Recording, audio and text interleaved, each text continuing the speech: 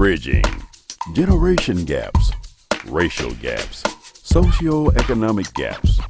Bridging, a national television talk show designed to bridge gaps.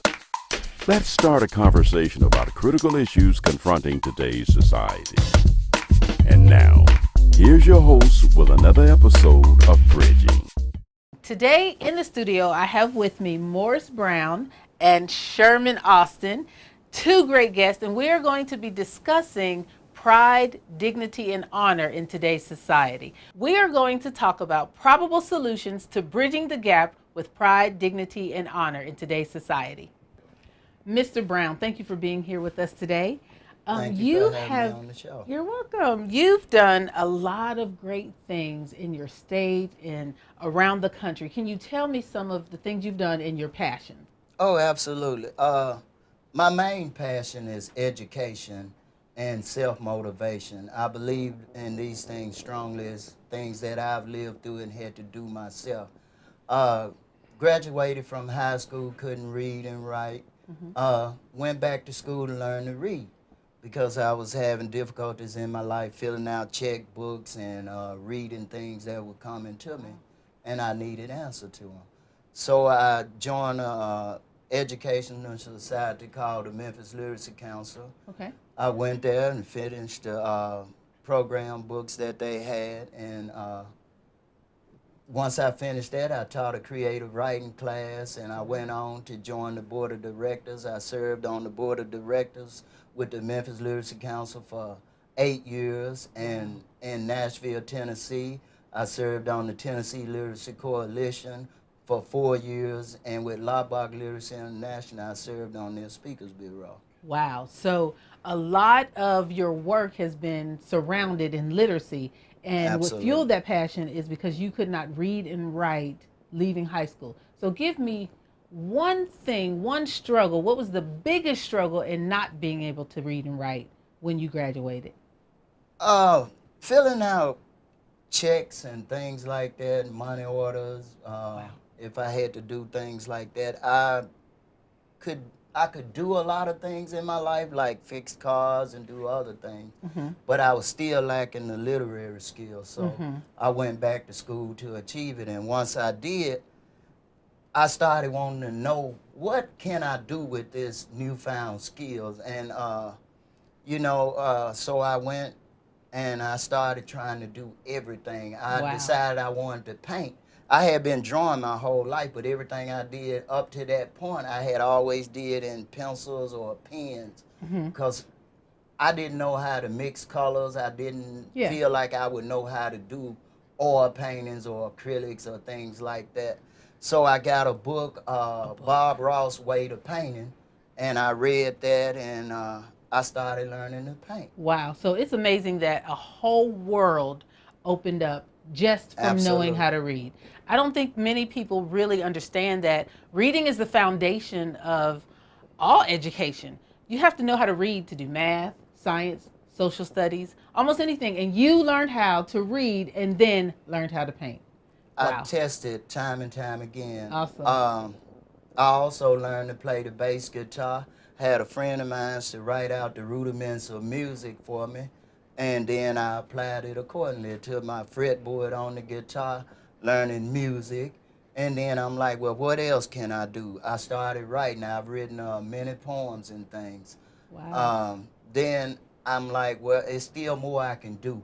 So I started teaching a creative writing class at the Adult Messick Learning Center. And then it was still more that could be done. So I became an inspirational speaker. Awesome. And there's always more. There's always more we want to know when that world is opened up. Thank you so much for that. Mr. Sherman Austin, we have you here today. Can you tell me a little bit about yourself and the things that you're involved in? Well, I was born in Batesville, Mississippi. Graduated from high school there, Patton Lane High School, in '66.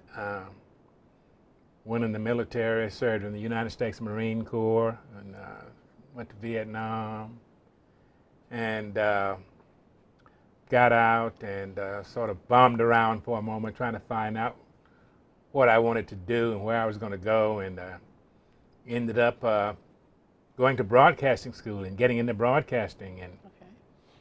was in broadcasting for 40 plus years. And also, I taught school for 30 plus years. And so my passion is probably dealing with young people, just trying to, pick their minds and find out what do they have in their toolbox. Toolbox being the brain. Their brain, yeah. Wow. Okay, so being an educator for 30 plus years, the topic on the table today is respect or pride, dignity, and honor. Do you see a disconnect in any of these as it relates to generations? I think there's probably some disconnect in all three of them. And there are a lot of different reasons. Societal pressure, parental lack of involvement. And, it's amazing how we came up the rough side of the mountain, so to speak, when we were growing up. And so many parents today are saying, well, I don't want my child to go through what I went through. I don't want them to have to go through tough times. And that has added fuel to the fire negatively, okay? So I think that's a big part of the problem is parents trying to be overly protective and overly guarded toward their children. Okay, so when you Absolutely. say, and I'm gonna ask you too, when you say that parents have voiced, I don't want my children to go through the hard things that I did. What is one of those hard things that you have been privy to that parents don't want their children to go through? Well, they don't want them to have to do without basic things, a new pair of gym shoes, or, a new this, a new that, or having money in your pocket every day to buy lunch with, just, some basic things, and having to make sacrifices, those kinds of things that they had to endure. They don't want their young people to go through it. And why? Why do you think they don't want them to go through it? Because like you said, coming up the rough side of the mountain, it made you stronger. It probably gave you some more wisdom. Why don't they want their children to go through that? Well, I think a lot of parents feel that, it was so tough on them, It was so tough, and man, I had to, go to school hungry and my stomach and backbone fighting each other, and everybody else had the Converse and I had the Bobos on. Okay. And Okay. I think they just misinterpreted What what that struggle was doing for them. Okay. Absolutely.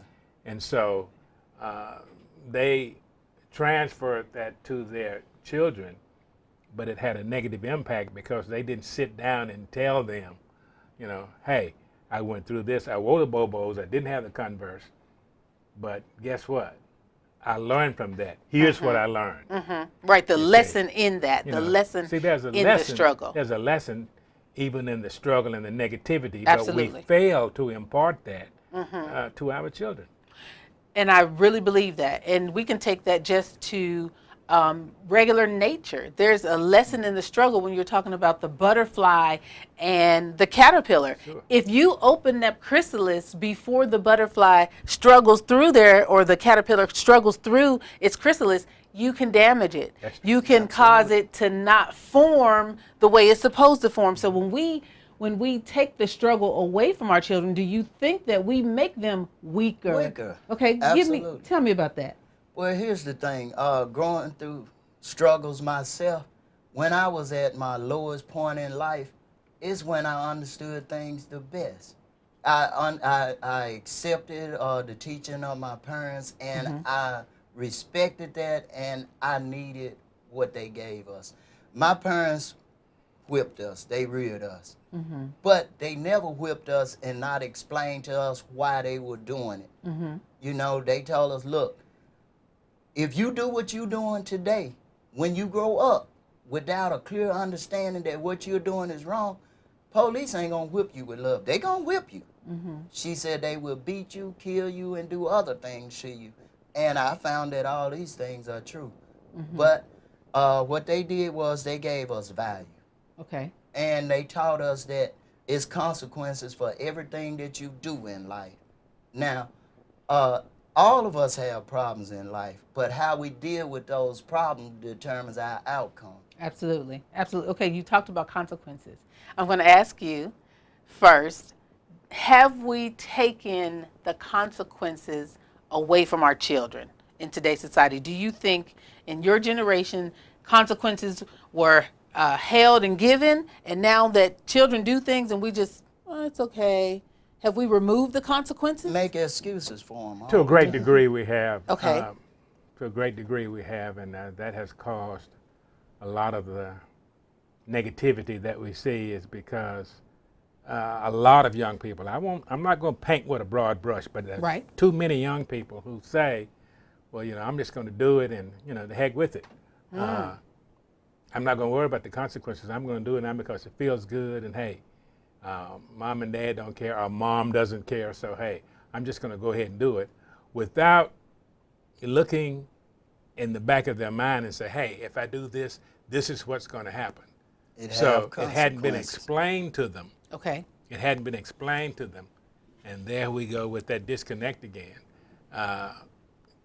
Why you don't need to do that. This is what's going to happen if you go down this road. Absolutely. This is a dead-end road. If you go down the road and you don't stop before you get there, you're going to go over the cliff. There you okay? go. Okay. So consequences. Talk about consequences. And I have a theory.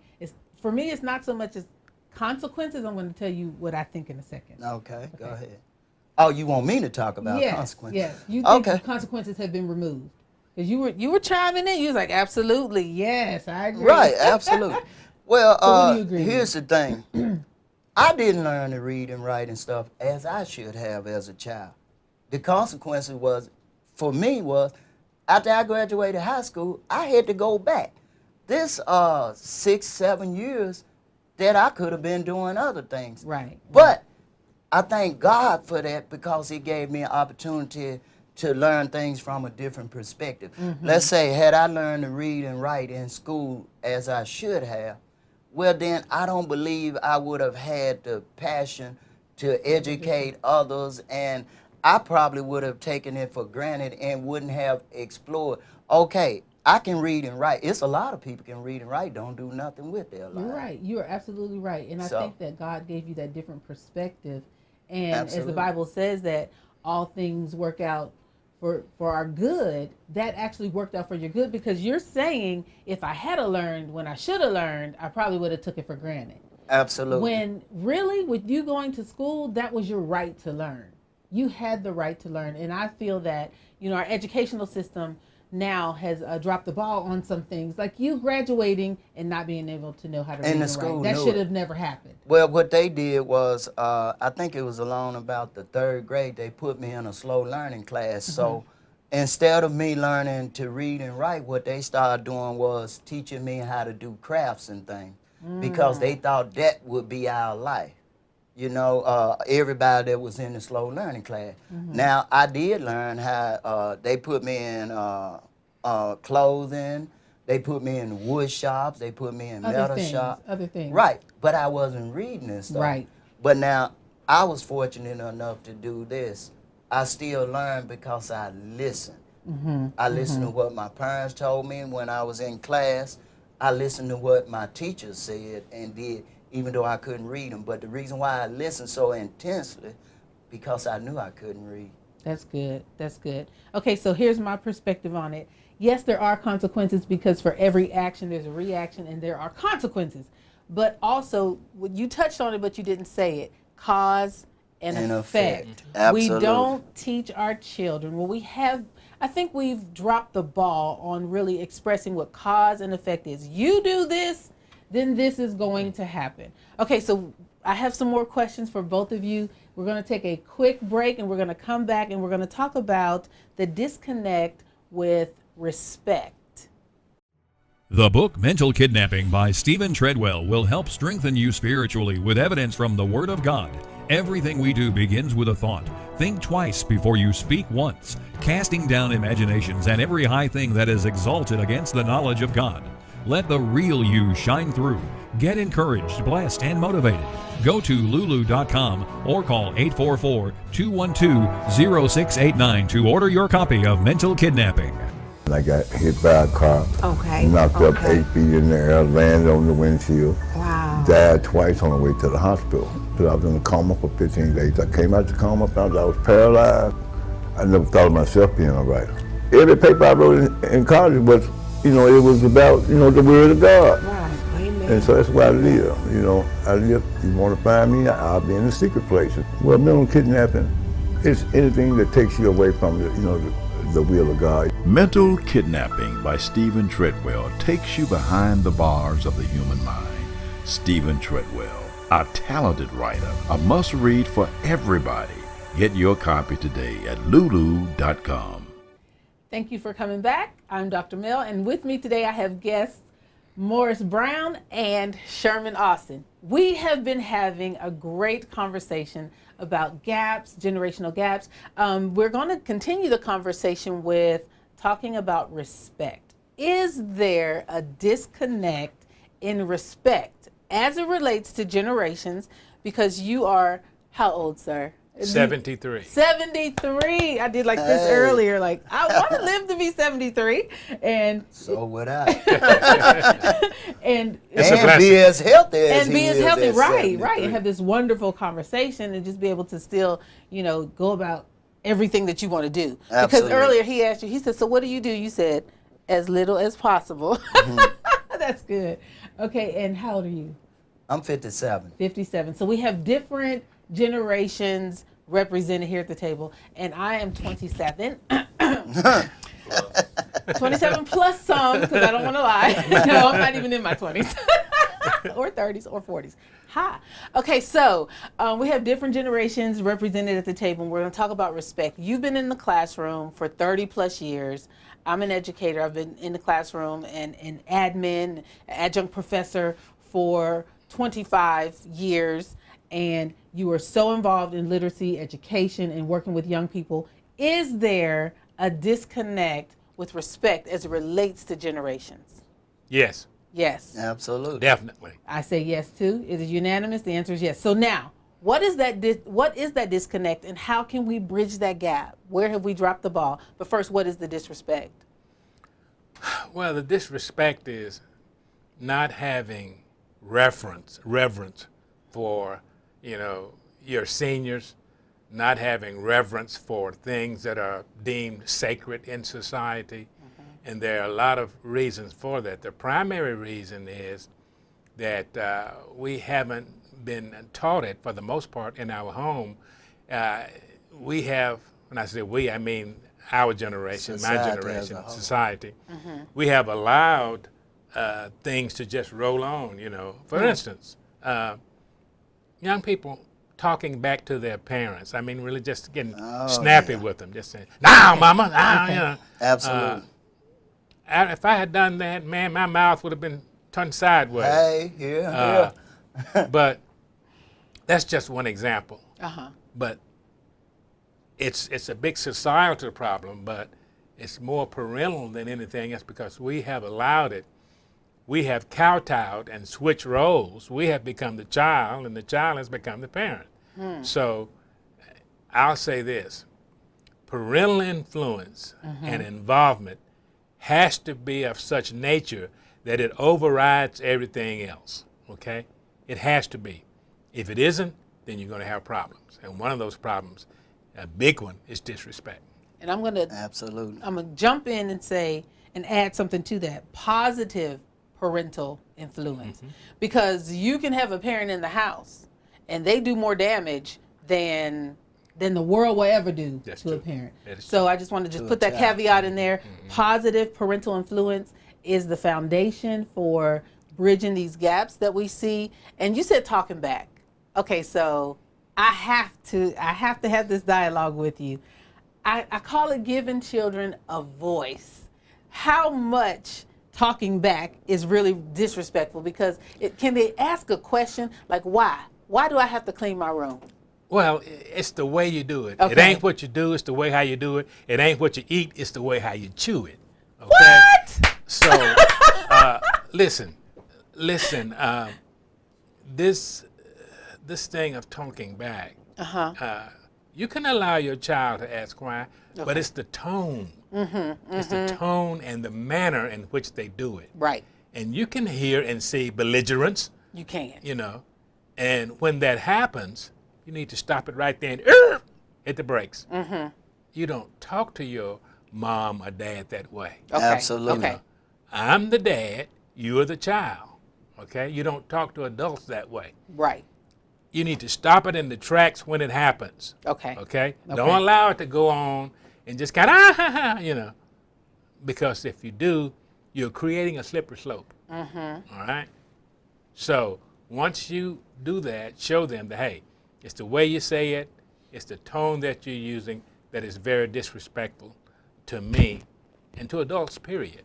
That's good. And I Absolutely. wanted to bring that out because you have these people who are on the extremes.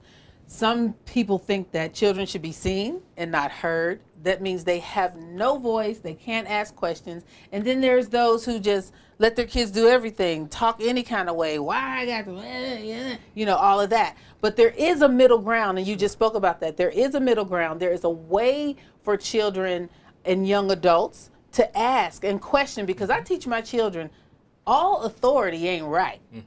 Every person who's a grown person is not, they might not give you the right advice. So I teach them to question, but how they question and the tone of voice they question, and even in the body language that they're questioning in, I teach them that as well. So there is that middle ground. Well, you know, it's in the scripture. I mean, you respect authority, and authority, as you said, is not always correct, but there's a respect modicum that goes along with that. Absolutely. You know, so that should be taught to that young person.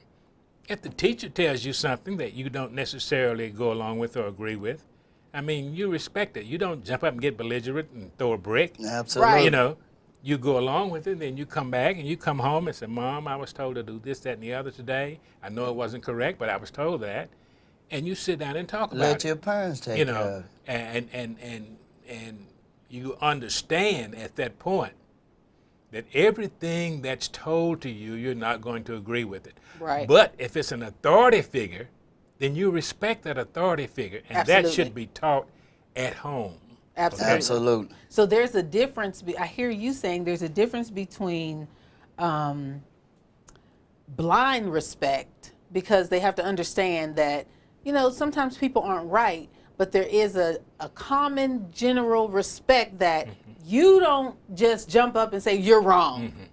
My mama told me I don't have to listen to you. Because I've told my kids, if you don't like it, you don't have to agree with it. You don't have to. But That's you your have right. to hear it. You do it anyway, because you're in the classroom. In certain spaces, you do it anyway. You're in the classroom, and even if you wanted to talk to that teacher later, you don't do it in front of the classroom. You say, may I speak to you for a second? Earlier, you asked me to X, Y, and Z, and I was uncomfortable with that. Whatever it is, but I like that middle ground. I love that middle ground. What do you want to add to that? Okay. I grew up in a large family. And my parents, When you say large family today is 4, because I got 2. I grew up, 4 is big. it was 20 people in the house. It was 18 kids, 9 girls, 9 boys, and my mom and father. What? But their thing is this: they didn't have all day to debate with you on a subject or anything. They explain to you why they're telling you the things that they're telling you, and they expect you to understand.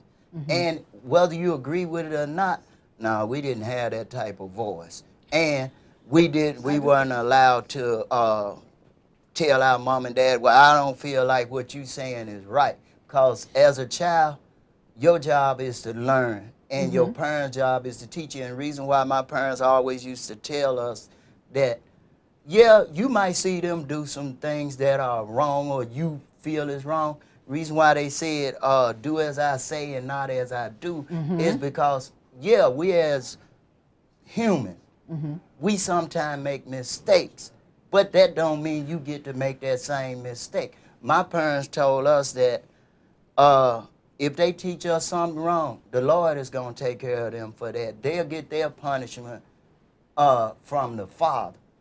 It's not your job as a child to be their father or mother. I don't think it's being their mother or father, but we're going to talk more about that. Do as I say and not as I do, because I believe that came from your generation. You do as I say, not as I do. Yeah, it did. It did. I've heard that a number of times from my generation. By the way, my mom had 9 kids, and we were often told that, and we were told it in a way that we understood it. Absolutely. And we accepted it. Okay. Because that was the way of the world, not just with my mom, but that was the way of the world with adults. See, there was community involvement back then. The village was really doing some child rearing back then. So if you were told by an adult A, B, C, I mean, that was it. Yeah. Okay? So you didn't debate it, you didn't argue with it, you didn't throw rocks at it. You wasn't allowed to. It was it. And that was a part of that respecting for the elders, Okay. you know.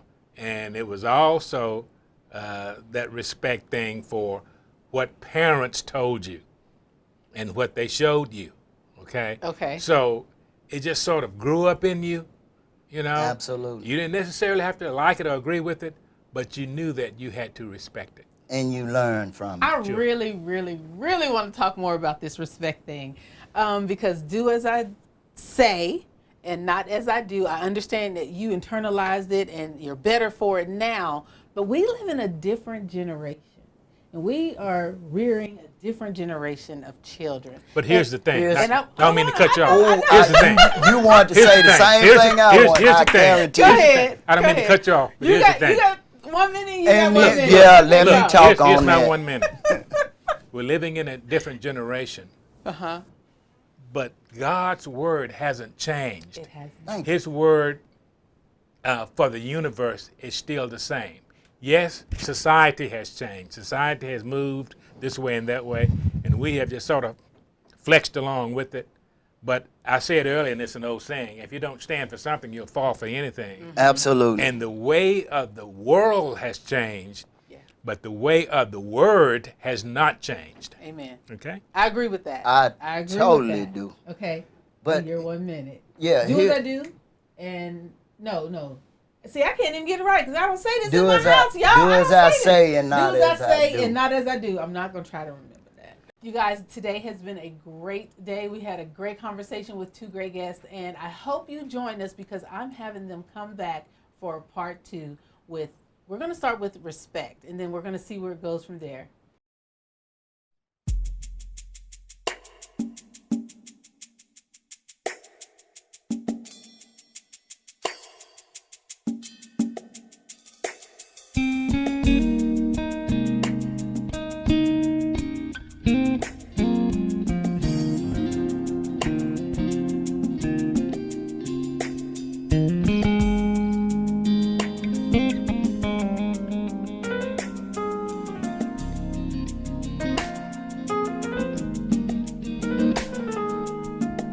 Bridging generation gaps, racial gaps, socioeconomic gaps.